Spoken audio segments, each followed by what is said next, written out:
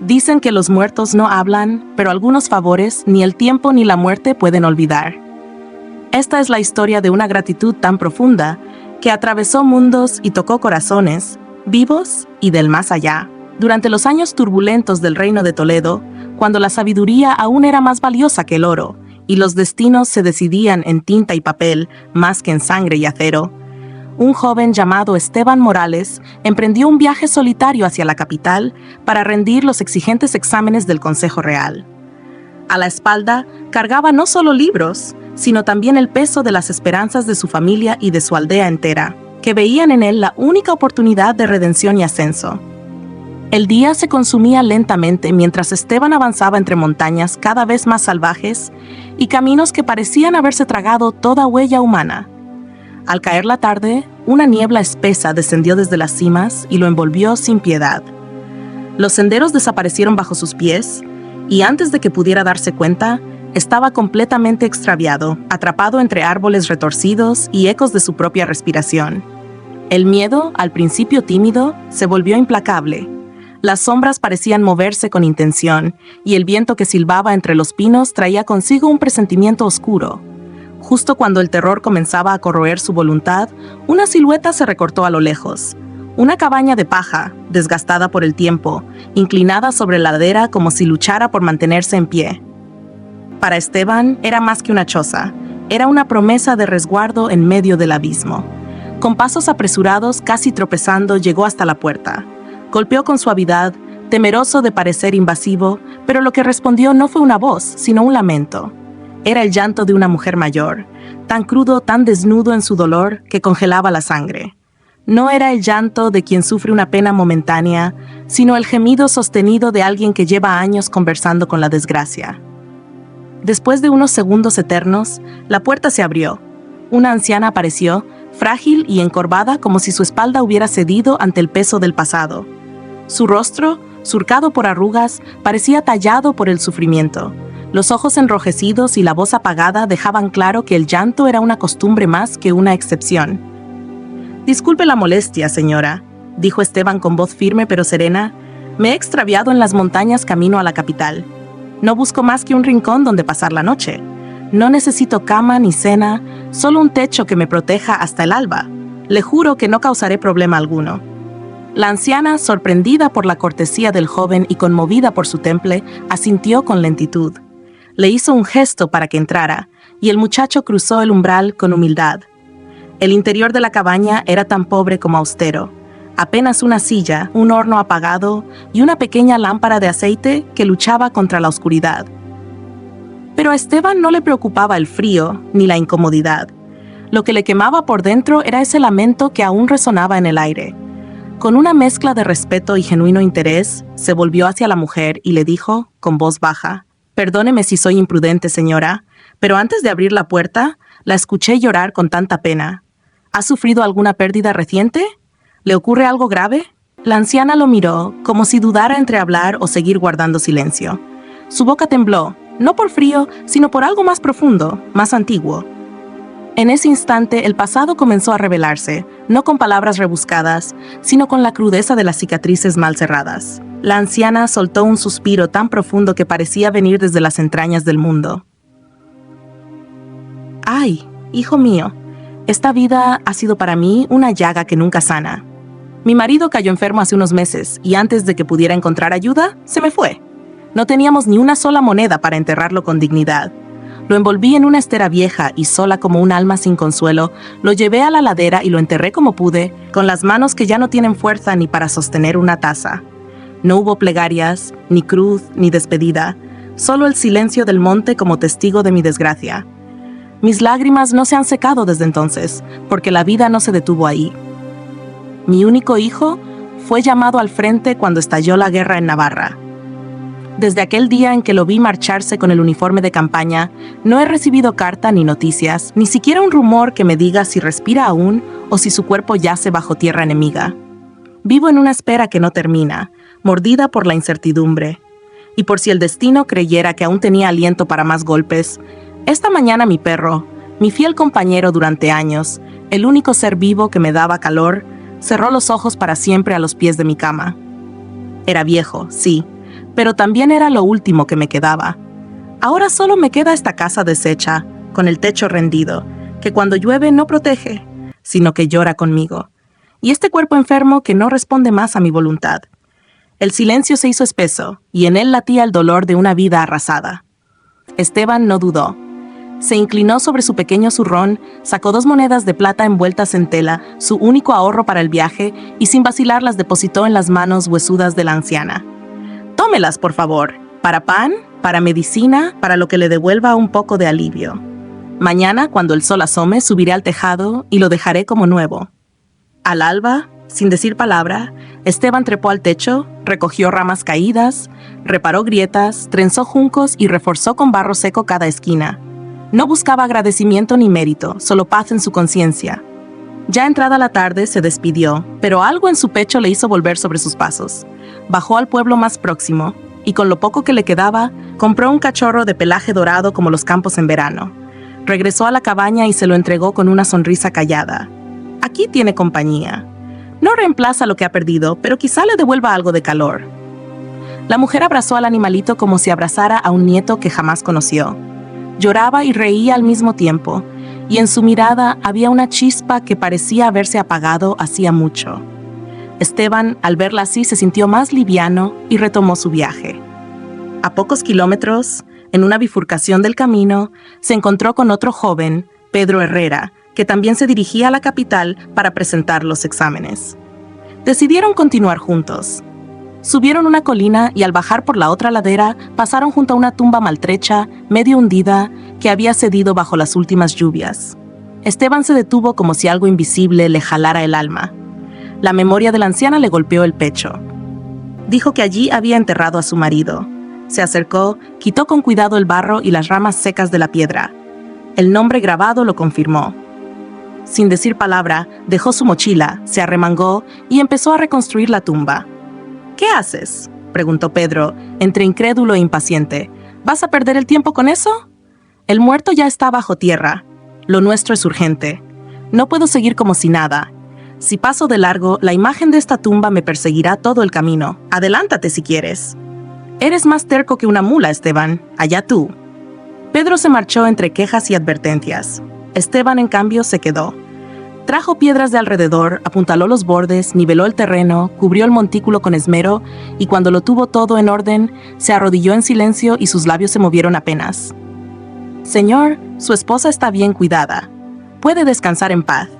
Se incorporó con lentitud, sacudió el polvo de sus rodillas y sin mirar atrás, retomó el camino con el corazón sereno, como si acabara de pagar una deuda silenciosa con el universo. No había dado más de unas decenas de pasos cuando el cielo, hasta entonces sereno, se oscureció sin previo aviso. Nubes pesadas se reunieron como ejércitos en guerra, y de pronto el viento se levantó con furia. En un abrir y cerrar de ojos, una lluvia brutal comenzó a azotar la tierra. Las gotas no caían, golpeaban, como si cada una llevara el peso de 1000 recuerdos. Esteban apretó sus libros contra el pecho y corrió. Pedro, sorprendido, lo siguió sin entusiasmo, maldiciendo entre dientes. Ambos divisaron a lo lejos una estructura medio oculta entre los árboles. Un templo antiguo, abandonado, de paredes desgastadas y columnas vencidas por los años. No había puertas ni imágenes, solo piedra fría y musgo. Pero en aquel instante era un paraíso. Entraron jadeando, empapados hasta los huesos. El interior olía a humedad, a siglos sin incienso, a silencio sagrado. Se sentaron en el suelo, temblando. El agua chorreaba de sus ropas, y los truenos sacudían el tejado agrietado. Pedro se encogió en un rincón, malhumorado, mientras Esteban sacaba de su bolsa un trozo de tela para secarse el rostro. Entonces, la puerta invisible del templo se abrió de nuevo con un golpe del viento. Una figura entró a paso rápido. Era un anciano de barba espesa y blanca como la sal de los montes. Su capa goteaba como un río, pero su rostro traía una sonrisa franca, como si la tormenta fuera solo un juego pasajero. «¡Qué aguacero tan tremendo!», exclamó, sacudiéndose el agua de los hombros. 2 jóvenes caballeros buscando refugio del cielo enfurecido. «Buena elección. Este lugar aún protege a los justos». «Sí, señor», respondió Esteban con respeto. «Nos tomó por sorpresa. Vamos camino a la capital para rendir los exámenes del reino». No encontramos refugio antes de que cayera la tormenta. Pedro apenas levantó la cabeza. Murmuró un saludo seco y volvió a mirar al suelo. El anciano, sin tomar en cuenta la apatía de uno ni el nerviosismo del otro, dejó caer su bolsa en el suelo y se sentó con naturalidad junto a ellos. Sus ojos brillaban, no con la viveza de los jóvenes, sino con la lucidez de quien ha visto mucho y ha comprendido aún más. «¿A los exámenes, dijo con un dejo de nostalgia. «Yo también caminé ese camino cuando era joven. Más de una vez me encontré con tormentas peores que esta, aunque no todas eran de agua. Algunas venían del alma, y esas no se pueden esquivar». El anciano se acercó a Esteban con paso firme y mirada viva, como si la edad no le pesara ni en los huesos ni en el alma. Hablaba con una calidez que desarmaba, sin formalidades, sin aires de sabiduría forzada. Sus palabras caían una tras otra como gotas suaves de lluvia sobre tierra sedienta. Esteban, aún tembloroso, lo escuchaba con atención sincera. En minutos, la conversación entre ambos fluyó como si se reencontraran tras una vida entera. Hablaban de libros antiguos, de los caminos ocultos de la capital, de lo que pesa la virtud cuando el mundo solo premia la astucia.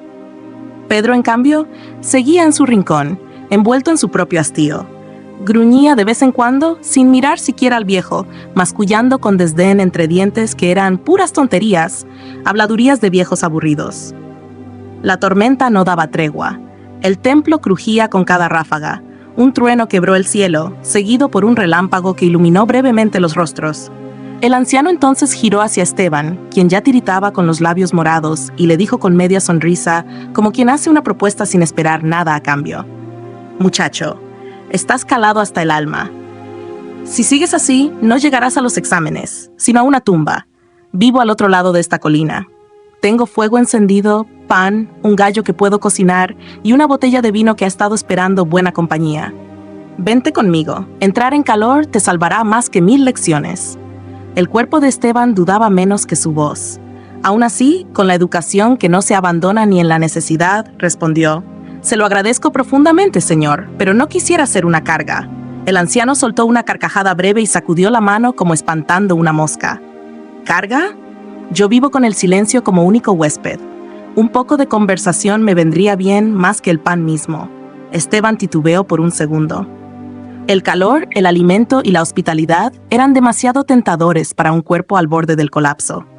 Aceptó con un leve gesto.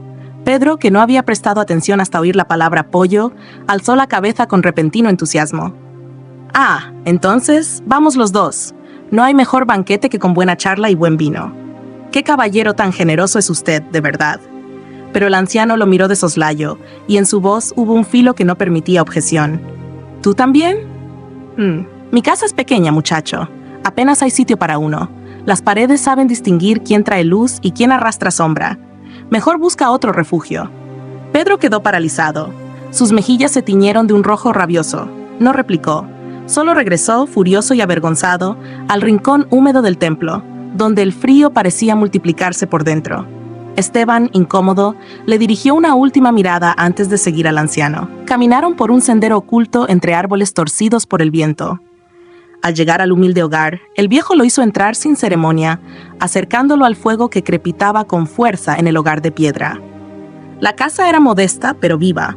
Lámparas de aceite colgaban de las vigas, el aroma a leña y hierbas llenaba el aire, y cada objeto parecía tener una historia que solo el silencio conocía. El anciano fue al corral, eligió un gallo, lo despachó con la precisión de quien ha vivido en la autosuficiencia, y pronto el olor del guiso comenzó a expandirse, llenando las paredes de una tibieza que no venía solo del fuego. Mientras el caldo hervía, hablaban de los clásicos, de los exámenes imperiales que separan a los sabios de los oportunistas, de los caminos que no están en los mapas. La sabiduría del anciano no venía de libros, sino de la experiencia sin adornos. Sus palabras pesaban como piedras, pero reconfortaban como un manto. Cuando el guiso estuvo listo, sirvió un cuenco humeante y rebosante para Esteban, con generosidad desbordante. Para sí mismo, apenas un poco de caldo claro y unas migas duras. «Perdona que no haya manjares más dignos. Mi vida es sencilla, y lo poco que tengo lo comparto. Pero está caliente, y eso cura más que cualquier medicina», dijo sin orgullo ni pena, con la naturalidad del que da sin esperar recompensa. Esteban miró su cuenco, abundante y fragante, luego el del anciano, casi vacío. El olor delicioso se mezcló con un nudo áspero en su garganta. El sabor de aquella sopa sencilla, humeante y cargada de la generosidad más pura, hizo que Esteban cerrara los ojos con gratitud. El caldo, aunque humilde, parecía haber sido cocido con algo más que fuego y agua. Contenía el silencio de los años, la bondad sin nombre y una sabiduría que no se aprende en los libros. Al probar el primer sorbo, sintió como si todo el frío del mundo se deshiciera en su pecho. «Señor, usted es demasiado bueno conmigo». «Esta comida es lo más delicioso que he probado en mucho tiempo». El anciano sonrió sin decir nada, con esa clase de sonrisa que no necesita palabras. El fuego crepitaba, la lámpara proyectaba sombras que danzaban suavemente en las paredes, y la noche, que afuera seguía siendo hostil, dentro de esa cabaña era apenas un rumor lejano. La conversación siguió, como si entre ambos no existiera el peso de la diferencia de edades, sino la cercanía de dos almas destinadas a encontrarse. Comieron lentamente, como si saborearan más que alimento. El momento, la conexión, la memoria de los días difíciles y el extraño alivio de saber que aún existen personas que dan sin esperar nada a cambio. Para Esteban, ese tazón de sopa fue más que un banquete. Fue un bálsamo para el alma, un gesto que repara lo que el mundo ha maltratado. Pedro, la ciudad, los exámenes, todo eso desapareció de su mente. Solo existía ese instante, esa calidez, ese silencio sin juicio. Cuando acabaron de cenar, el anciano se levantó con parsimonia, rebuscó entre unos viejos cofres de madera y regresó con unas hojas gastadas, arrugadas por los años, con tinta desvanecida pero letras firmes, como escritas por una mano que no temblaba ni ante el tiempo ni ante la muerte. «Son escritos míos, cosas que he reflexionado. Quizá te sirvan para el examen. Guárdalas». Se las tendió con la misma naturalidad con la que se entrega una taza de té, sin darle importancia, como si no supiera que en esos papeles había más sabiduría que en muchas bibliotecas. Luego, sin dar más explicaciones, lo invitó a acostarse temprano, pues al amanecer debería continuar su camino. Esteban obedeció, pero la curiosidad pudo más que el cansancio. Encendió la lámpara y se sentó sobre el jergón. Abrió los papeles con cuidado y lo que encontró lo dejó sin aliento. Cada línea estaba llena de profundidad, de lógica impecable, de una visión de mundo clara, compasiva, serena y justa. No eran simples ideas, eran revelaciones. Pensamientos tan bien tejidos que parecían surgir del corazón mismo del universo. Leyó una y otra vez, murmurando en voz baja, memorizando con un fervor que nunca había sentido. Sabía que esas palabras eran más que ayuda para un examen, eran alimento para toda la vida. Las repitió hasta grabarlas como hierro al rojo en su memoria. Las dobló con sumo cuidado, las guardó en su pecho y se recostó, aún con el eco de las frases resonando en su mente. Pero al amanecer, despertó de golpe, con el corazón desbocado. El calor del fuego había desaparecido, la fragancia del guiso, la lámpara, la cabaña, todo se había esfumado. Se incorporó de un salto y lo que vio lo dejó helado. No estaba ya en la cabaña, estaba de rodillas, con la espalda húmeda por el rocío, ante la misma tumba que había reconstruido con sus propias manos días antes. La hierba aún estaba removida y las piedras cuidadosamente colocadas seguían donde las dejó. Pero no había señal alguna de la casa, del fuego, del gallo, del vino ni del anciano. Buscó desesperado en su pecho. «¡Las hojas! ¿Dónde están las hojas?». Su voz se quebró entre los árboles. Rebuscó por todas partes, con manos temblorosas. Pero no encontró nada. Ni papel, ni rastro de tinta. Nada. Solo barro, hojas secas y su corazón latiendo como un tambor. Entonces de pronto se detuvo. Respiró hondo. Sonrió. Recordaba cada palabra. No necesitaba el papel. Aquella sabiduría ya vivía en su interior, grabada con fuego. Y fue entonces cuando comprendió todo, como si una niebla espesa se disolviera de golpe. El anciano no era un hombre común, era el espíritu del difunto, el mismo que reposaba bajo esa tumba silenciosa. Había regresado no para pedir, sino para dar, para agradecer, para honrar la cadena invisible del mérito, del corazón sincero, del acto desinteresado. Le había devuelto lo que Esteban le dio sin esperar recompensa, compasión.